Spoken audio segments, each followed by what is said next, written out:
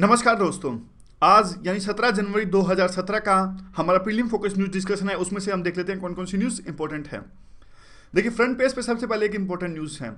GST council में जिस प्रकार के विवाद था स्टेट्स के बीच में और सेंट्रल गवर्नमेंट के बीच में, वो अभी सुलझता दिखाई दे रहा है और ऐसी संभावना व्यक्त की जा रही है कि 1 जनवरी से जो हमारे फाइनेंस मिनिस्टर है, इन्होंने भरोसा जताया कि 1 जुलाई से कंसेंसस निकल के आई है कि हम जीएसटी को इंप्लीमेंट कर देंगे। तो देखिए किन मुद्दों पर विवाद था, 2-3 पॉइंट वो डिस्कस कर लेते हैं जीएसटी के। जीएसटी सबसे पहले आपको पता होना चाहिए कि एक डेस्टिनेशन बेस्ड टैक्स है। पहले काफ़ी तरह की दिक्कतें आती थी, टैक्स ऑन टैक्स लगता था, यानी हर स्टेज पे टैक्स लगता था, मैन्युफैक्चरिंग स्टेज पे, रिटेलर स्टेज पे, होलसेलर स्टेज पे। अब सिर्फ एक ही टैक्स लगेगा और सेंट्रल गवर्नमेंट के कई टैक्सेस और स्टेट गवर्नमेंट के कई टैक्सेस को मर्ज कर दिया गया है जीएसटी के अंदर में। ये देखिए वो टैक्स हैं जो सेंट्रल गवर्नमेंट के टैक्सेस मर्ज होंगे जीएसटी में, ये स्टेट गवर्नमेंट के, तो आपको पता होना चाहिए। हालांकि अभी तो देख लिए हमारा काम भी थोड़ा आसान हो जाएगा जीएसटी आने के बाद में, क्योंकि आगे ये याद रखने की आवश्यकता पड़ेगी नहीं कि कौन सा टैक्स स्टेट गवर्नमेंट के अंदर आता है, कौन सा सेंट्रल गवर्नमेंट के अंदर आता है, क्योंकि एक ही टैक्स याद रखना पड़ेगा, जीएसटी। वैसे देखिए तो कहने की बात है। आगे चलते हैं। देखिए किन मुद्दों को लेकर विवाद था। सबसे पहले तो देखिए ये था कि जो टैक्स पेयर्स है, यानी कि हम इनडायरेक्ट टैक्स पे करते हैं। किस प्रकार से हम सर्विस टैक्स देते हैं, किसी एसी के रेस्टोरेंट में हम खाना खा के आते हैं तो सर्विस टैक्स पे करते हैं। इवन जो पहले ऑनलाइन ट्रांजैक्शंस होती थी, टिकट परचेज करते थे, अब तो देखिए सरकार ने काफ़ी तरह की छूट दी है नोटबंदी के बाद में। पहले काफ़ी कम ऐसे काम होते थे जिसमें हम सर्विस टैक्स देते थे, और भी बहुत तरह के एंटरटेनमेंट टैक्स, पीवीआर में आज मूवी खरीद के देखते हैं हम, उसमें हमें एंटरटेनमेंट टैक्स देना पड़ता है, वो इनडायरेक्ट टैक्स है, वो हम देते हैं। तो अब ये कहते हैं कि देखिए जो ये टैक्स पेयर्स हैं उनके एडमिनिस्ट्रेशन को लेकर विवाद था। स्टेट गवर्नमेंट कहते हैं कि जो टैक्स पेयर्स हैं उनको हम असेस करेंगे, सेंट्रल गवर्नमेंट कहती थी टैक्स पेयर्स को हम असेस करेंगे। तो अब इन्होंने बीच का रास्ता निकाला। इन्होंने कहा देखिए दोनों मिल बांट के टैक्स पेयर्स को असेस करेंगे, और जिन लोगों की इनकम, ये थोड़ा सा देख लीजिए, और ऐसे टैक्स पेयर्स जिनका एनुअल टर्न ओवर 1.5 करोड़ से कम है, उन 90% टैक्स पेयर्स को ये असेस करेगा स्टेट गवर्नमेंट, और बचे हुए 10% को करेगा सेंट्रल गवर्नमेंट। और जिन टैक्स पेयर्स का जो टर्न ओवर 1.5 करोड़ से ज़्यादा है, और उनको दोनों आधे आधे असेस करेंगे। स्टेट गवर्नमेंट करेगी 50% टैक्स पेयर्स को, और ये करेगी सेंट्रल गवर्नमेंट करेगी 50% टैक्स पेयर्स को। और इसके अलावा एक जो इंपॉर्टेंट जो छूट दी गई है सेंट्रल गवर्नमेंट ने, देखिए जो हमारा कंट्री है, देखिए ये मैप है नीचे का, इसका देखिए जो कोस्टल एरिया है, आपको पता होगा 12 माइल्स तक होता है, कोस्टल रेगुलेशन जोन होता है। और अब देखिए वैसे तो ये एरिया आता है सेंट्रल गवर्नमेंट के अंदर में। कोई भी यहाँ पे इकोनॉमिक एक्टिविटी होती है तो सेंट्रल गवर्नमेंट कॉन्स्टिट्यूशन के हिसाब से, संविधान के हिसाब से इस 12 जो माइल्स है इसके अंदर में टैक्स लगा सकता है कोई भी। लेकिन अब स्टेट को भी इस तरह की छूट मिल गई है। देखिए, state will have the power to levy the tax on economic activity. तो बस ये याद रखिएगा, कॉन्स्टिट्यूशन के हिसाब से वैसे ये जो पावर है सेंट्रल गवर्नमेंट के पास में है, लेकिन अब इन दोनों में समझौता है कि स्टेट गवर्नमेंट भी वहाँ पे टैक्स लगाएगा इस 12 माइल्स के अंदर में। और 18 फरवरी को देखिए ये टेबल किया जाएगा पार्लियामेंट के अंदर में, और जो कुछ डिसाइड हुआ उसके बाद में पार्लियामेंट से जाने के बाद में स्टेट लेजिस्लेचर्स इसको अपनी सहमति देंगी, और फिर ये जीएसटी 1 जुलाई से अमल में आ जाएगा, ऐसा इन्होंने कहा है। तो ये थोड़ा लिखित में है किस प्रकार के टैक्सेशन बेस को लेकर लड़ाई थी, असेसमेंट कौन करेगा, और सेंट्रल गवर्नमेंट और स्टेट के बीच में लड़ाई थी। और यहाँ पे देख लीजिए वही सेम बात है जो हम इस पिक्चर में डिस्कस कर चुके हैं। हाँ, एक ये बात है, ये ट्रांजैक्शनल टैक्स है। देखिए जो इनकम टैक्स होते हैं ना, इनकम टैक्स में अगर आपको कोई भी फेरबदल करना है तो आप बजट में करते हैं, लेकिन ये ट्रांजैक्शनल टैक्स है तो पूरे साल में कभी भी इनमें फेरबदल कर सकते हैं। तो ऐसी कोई दिक्कत नहीं है कि बजट में ना आया तो अगले साल होगा, बजट के बाद भी जुलाई में इसे कर सकते हैं, क्योंकि ये ट्रांजैक्शनल टैक्स है और एनी टाइम इसको चेंज किया जा सकता है। आगे देखिए, हमने एक बात डिस्कस करी थी कि इलेक्शन कमीशन किस बेस पे सिंबल्स देता है अगर पार्टी में स्प्लिट हो जाए तो। अब देखिए ये जो इलेक्शन सिंबल था साइकिल का, समाजवादी पार्टी में स्प्लिट हो गया बाप बेटे के बीच में, और अब देखिए साइकिल का सिंबल है वो अखिलेश यादव को मिला है। और किस बेस पे इलेक्शन कमीशन ने ये डिसाइड किया वो हमारे लिए महत्वपूर्ण है।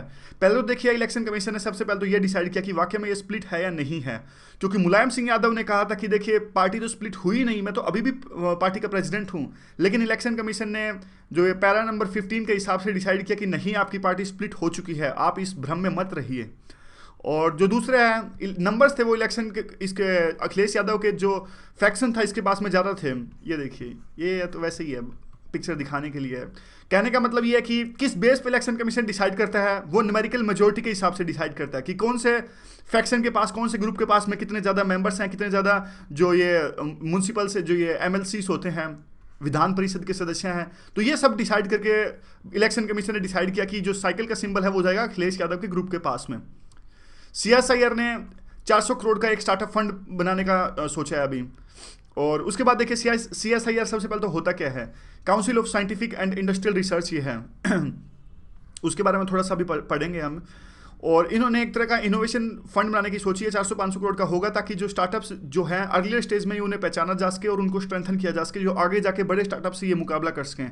CSIR जो है 75 साल जो पुरानी ऑर्गेनाइजेशन है, लार्जेस्ट पेटेंटी है और पब्लिशर, यानी सबसे ज़्यादा पेटेंट्स यहाँ से आते हैं CSIR से।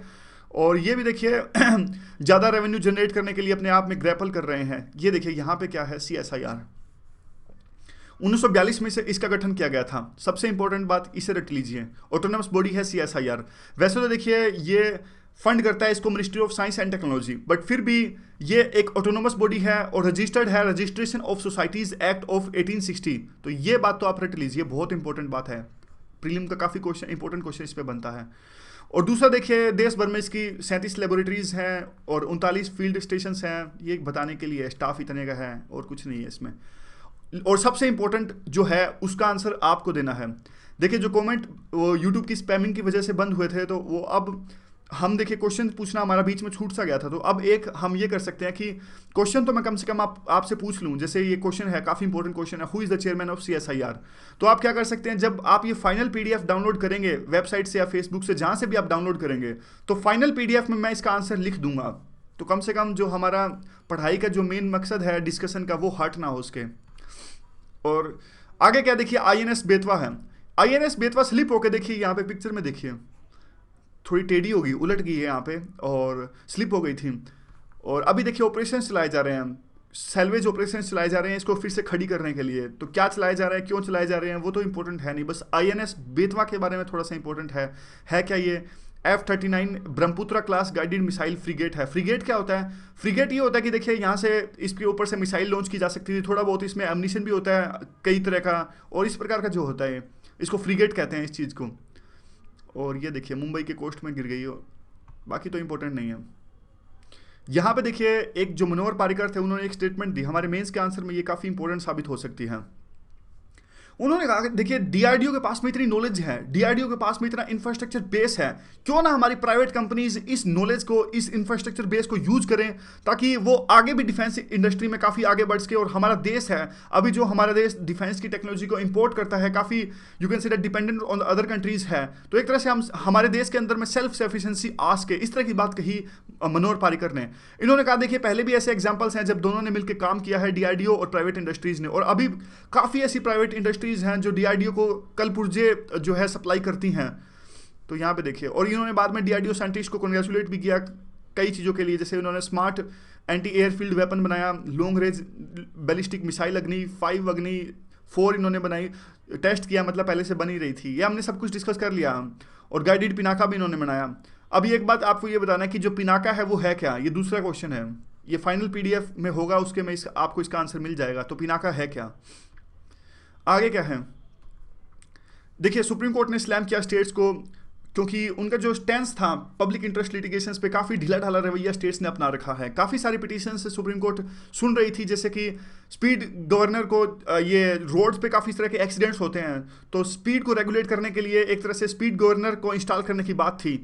और उसके बाद देखिए इसके अलावा जो रोड एक्सीडेंट्स होते हैं और पोल्यूशन से और मिड डे मील, काफ़ी सारी PILs थी, लेकिन स्टेट्स का जो रिस्पांस था वो अच्छा नहीं था। फिर सुप्रीम कोर्ट ने एक तरह से रिव्यू कर दिया स्टेट्स को, कहा कि ये पंचायत नहीं है, ये हाईएस्ट कोर्ट है देश की और कोई मजाक नहीं चल रहा है यहाँ पर।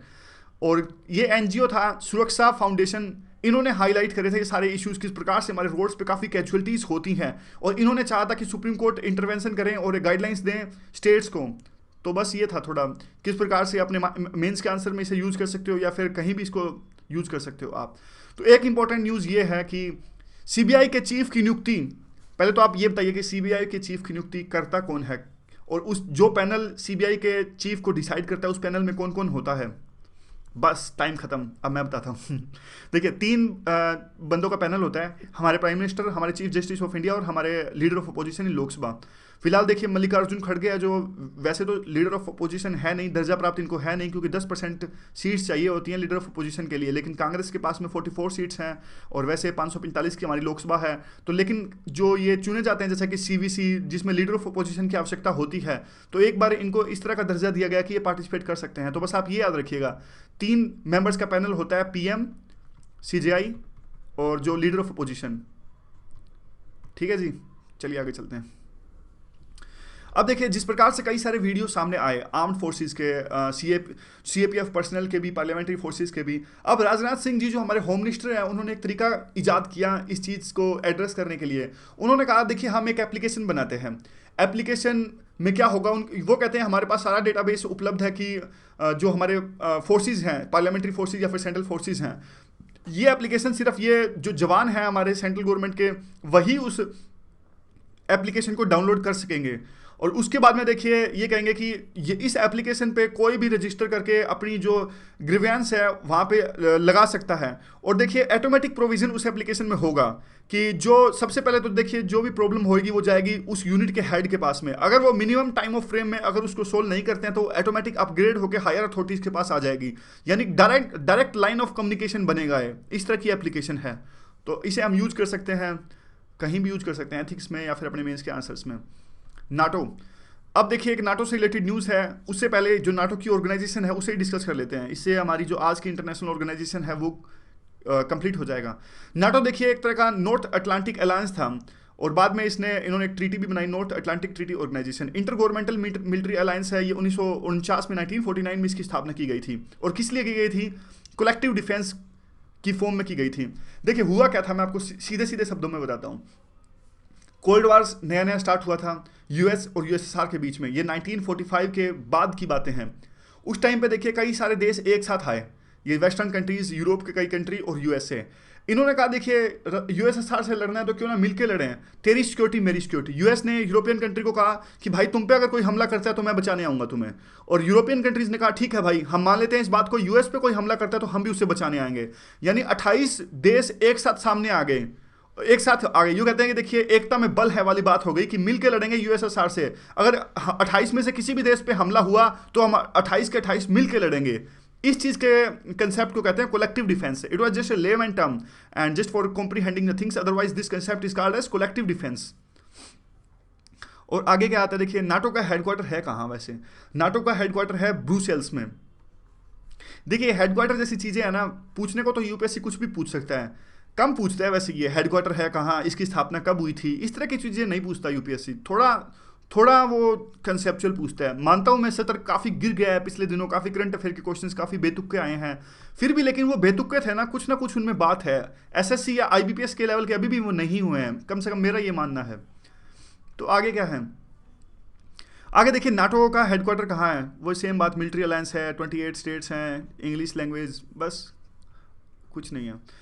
हाँ तो अब नाटो की न्यूज़ है क्या, देखिए ट्रंप ऑफिस ज्वाइन करेंगे 20 जनवरी को, और उन्होंने कहा कि जब वो ज्वाइन करेंगे तो देखेंगे कि जिस प्रकार के बराक ओबामा ने रशिया के खिलाफ में काफ़ी सख्त पॉलिसीज अपनाई थी, सीरिया के इशू पर, हैकिंग के इशू पर, और जो यूक्रेन का इशू था, ये सारे इश्यूज आने के बाद में बराक ओबामा ने काफ़ी सैंक्शंस रशिया पर लगाए हुए हैं।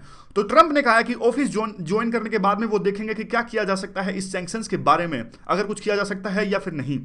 और दूसरी यहाँ पे बात ये निकल के आती है कि ये कहते हैं कि देखिए अगर सैंक्शंस हटने से किसी को फायदा होता है दोनों साइड में तो इसमें बुराई है ही क्या। और नाटो देखिए, रशिया को सबसे ज़्यादा जो दिक्कत है वो नाटो से है, जो हमने डिस्कस किया। तो नाटो तो देखिए रशिया कहता है कि नाटो आई थी कोल्ड वार के दौरान में, अब कोल्ड वार खत्म हो चुका है तो आप किसको काउंटर करना चाहते हो, आप हमको काउंटर करना चाहते हो, तो क्यों करना चाहते हो आप, हमने आपका क्या बिगाड़ा है, इस तरह की बात रशिया कहता है। तो अब ट्रंप कहता है कि ठीक है अगर आपको नाटो से बुराई है तो रशिया का स्टैंड, ये ट्रंप का स्टैंड है वो तो पहले से ही नाटो के खिलाफ में है। तो इस तरह से उम्मीद यह की जा रही है कि दोनों देशों के रिलेशन ठीक हो जाएंगे ट्रंप के ऑफिस ज्वाइन करने के बाद में। अब चाइना पाकिस्तान से रिलेटेड ये न्यूज़ है।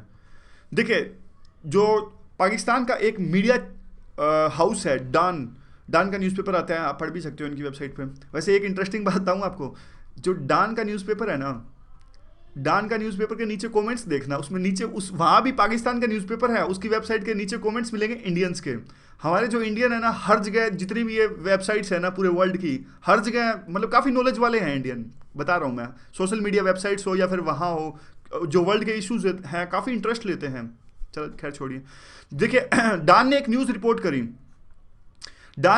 रिपोर्ट करी कि जो चाइना है वो एक तरह से हमें 2 वारशिप्स देने वाला है, डोनेट करने जा रहा है 2 वारशिप्स। किस लिए? जो सीपैक इन्होंने बनाया है ग्वादार पोर्ट में, उसकी सुरक्षा के लिए। और इसके अलावा उन्होंने यह भी रिपोर्ट किया कि चाइना 2 और ऐसे शिप्स बना रहा है जिसका नाम है दस्त और जोब, ये हमें डिलीवर करेगा। लेकिन चाइना ने इस बात को खंडन किया है। चाइना ने कहा देखिए हमें कोई डोनेट नहीं किया है, पाकिस्तान ने हमसे खरीदा है, बाकायदा जो नॉर्मल ट्रांजैक्शन होती है बिजनेस की, ट्रेड था, और ये थोड़ी सी बात है, ये कहीं काम आ सके तो। उसके बाद में क्या आता है, देखिए चाइना से पूछा गया कि आपने अजहर के मुद्दे पर आपने क्यों इंडिया की रिक्वेस्ट को ब्लॉक कर दिया, वहां पे जो टेररिस्ट था जिसको इंडिया ब्लैकलिस्ट करना चाहता है।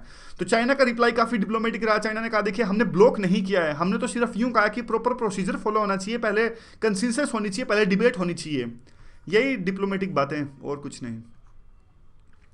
एक इंपॉर्टेंट न्यूज़ जो मेंस में आप लिख सकते हो, देखिए ये है कि जो यहाँ पे बिजनेस के पेज पे एक न्यूज़ है, ये बिजनेस की न्यूज़ है। ये इनइक्वलिटी जो असमानताएं हैं हमारे भारत देश में काफ़ी बढ़ रही हैं, और 1% जो लोग हैं, जो इंडिया के सबसे अमीर जो लोग हैं 1%, उनके पास में 58% देश की अभी वेल्थ है। तो देखिए कितना इंपॉर्टेंट ये फैक्ट है, इसको नोट कर लीजिएगा आप, क्योंकि मेंस में जब भी आपको इनइक्वलिटी दिखाना हो ना, ऐसे के अंदर आप लिखते हो, कई बार आप ऐसी चीज़ें लिखते हो ना, inequality has been increasing in our country, inequality has been increasing in our society, इस तरह की बात लिखते हो, तो उसको सब्सटेंस देने के लिए ये बात लिखना, तो आपकी वो बात में काफ़ी दम आ जाएगा। ठीक है, ये बताया देखिए राइट्स ग्रुप है एक, ओक्सफैम, एक वर्ल्ड इकोनॉमिक फोरम का ये पार्ट है, और इन्होंने ये बताया है, इनकी एक स्टडी में सामने आया 1% 58%, बस ये याद रख लिएगा, रट्टा मार लो इस चीज़ को। आगे देखिए जो ministry of women and child development है सॉरी, इन्होंने एक नेशनल अलायंस बनाया है। किस चीज़ के खिलाफ में? जो ऑनलाइन चाइल्ड सेक्स एब्यूज होता है उसके खिलाफ में, चाइल्ड से जो एक्सप्लॉयटेशन होता है। तो एम है क्या? एम ये कि देखिए एक तरह से जो है लीगल अवेयरनेस, जागरूकता फैलानी है चाइल्ड अब्यूज़ के बारे में। काफ़ी सेक्शंस एक साथ आएंगे इसमें, एनजीओज, वकील, वुमेन्स, काफ़ी लोग मिलकर जो चाइल्ड अब्यूज़ के खिलाफ में लड़ेंगे। तो उसके खिलाफ इन्होंने एक नेशनल अलायंस बनाया है, और कुछ नहीं है। पीआईबी की न्यूज़ है। दूसरी देखिए न्यूज़ इंपॉर्टेंट है, ये मिनिस्ट्री ऑफ अर्थ साइंस की, जो ये देखिए इन्होंने क्या किया, एक हाई रेजोल्यूशन, अब जिसका एक high resolution global deterministic weather production system बनाया है। तो मतलब इतना कॉम्प्लेक्स नहीं है जितना पहली बार में लगा, दोबारा से बताता हूँ। इन्होंने बनाया देखिए ministry of earth and science ने एक ग्लोबल डिटर्मिनिस्टिक वेदर प्रेडिक्शन, यानी मौसम को पता लगाने का यंत्र बनाया है इन्होंने, और जिसकी रेजोल्यूशन है 12 किलोमीटर, और पहले जो हमारा यंत्र था उसकी रेजोल्यूशन थी 25 किलोमीटर। तो एक तरह से अब देखिए अब काफ़ी सुधार होएगा, जो वेदर को जो प्रेडिक्शन है वो आसानी से कर सकेंगे। जो पहले वाला यंत्र था देखिए उन्होंने काफ़ी अच्छा काम किया था, और जो साइक्लोन आया था वर्धा साइक्लोन। चलिए तीसरा क्वेश्चन हो गया आपके लिए, आप बताइए जो ये वर्धा साइक्लोन है ये कहाँ पे आया था, इंडिया के कौन से कोस्ट पे आया था, ये आपको बताना है वर्धा साइक्लोन के बारे में। तीसरा क्वेश्चन आपके लिए, पीडीएफ में आपको आंसर मिल जाएंगे इसके। पीडीएफ आप डाउनलोड कर सकते हैं वेबसाइट से ओनली IAS, या फिर फेसबुक से, फेसबुक का जो अपना पेज है। और आगे क्या है देखिए, कोल्ड, आगे तो बस यही है, कुछ नहीं है। अब आज की स्कीम क्या है? आज की स्कीम है देखिए, 2 स्कीम एक साथ हैं, इसको स्कीम तो नहीं कह सकते, कैंपेन है, काफ़ी इंपॉर्टेंट ये कैंपेन था, give it up. So what is about give it up?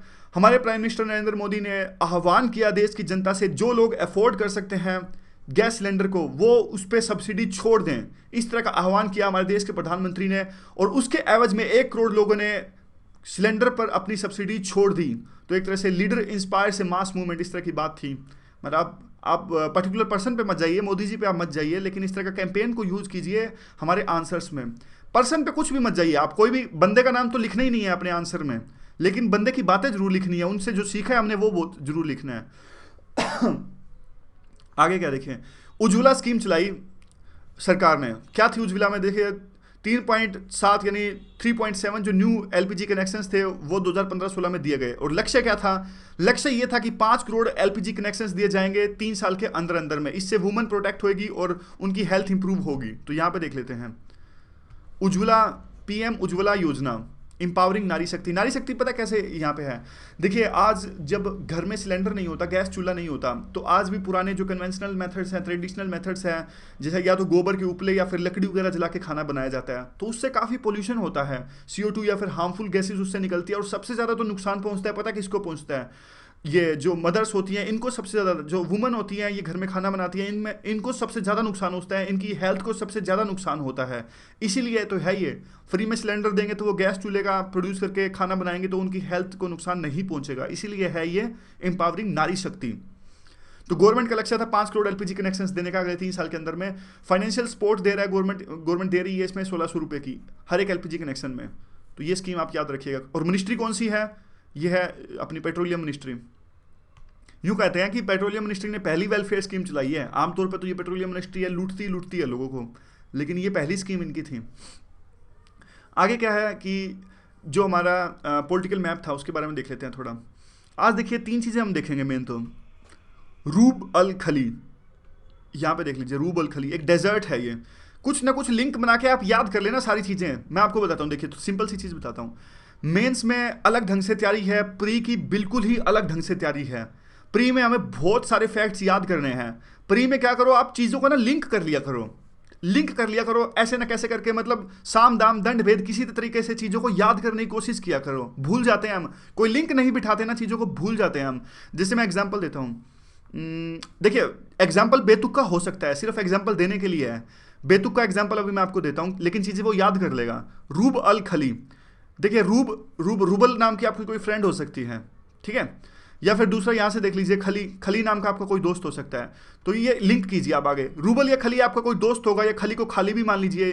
तो यहाँ पे देख लीजिए, अब ये डेजर्ट है सऊदी अरेबिया के अंदर में, तो आप मन में सोच के देखिए, सऊदी अरेबिया तो खाली है, सारा का सारा वहाँ पे डेजर्ट है।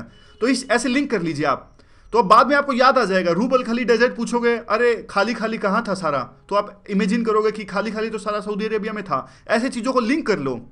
पता नहीं आपको समझ में आया कि नहीं आया। मेरा कहने का मतलब यही है कि चीज़ों को लिंक कर लिया करो। जो भी फैक्ट आपको याद करना हो उसके नाम से तोड़ मरोड़ के, या फिर कोई अपने फ्रेंड से जोड़ के, कैसे भी जोड़ के लिंक करना सीख लो। ऐसे फैक्ट्स याद हो सकते हैं। मैं दूंगा आगे और भी एग्जांपल्स देने की कोशिश करूंगा इससे रिलेटेड।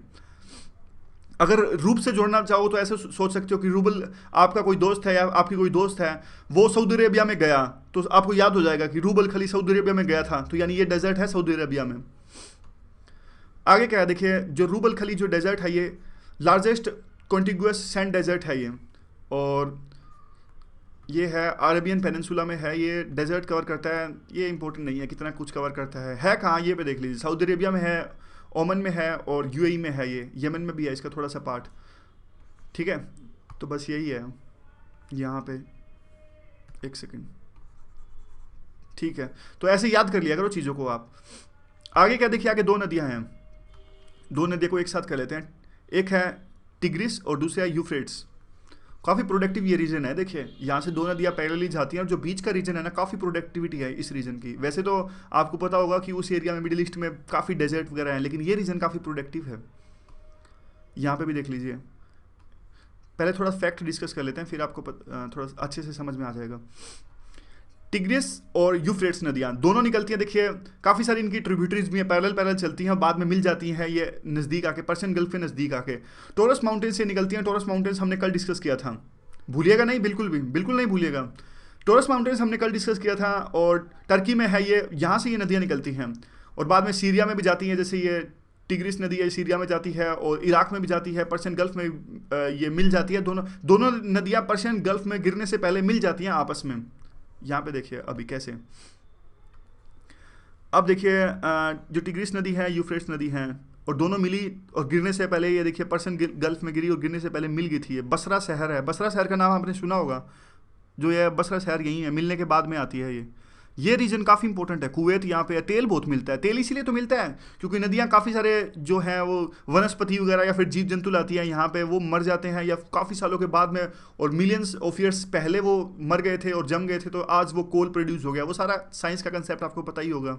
तो इसीलिए जो सारा रीजन है ना, ये इस सी के आसपास का कॉन्टिनेंटल कोस्ट जो होता है, यहाँ पे बहुत तेल है इस रीजन में, इस पूरे रीजन में जहाँ मैं अभी मार्क कर रहा हूँ। तो अब देखते हैं, ये थोड़ा सा दोबारा से देख लेते हैं इसको।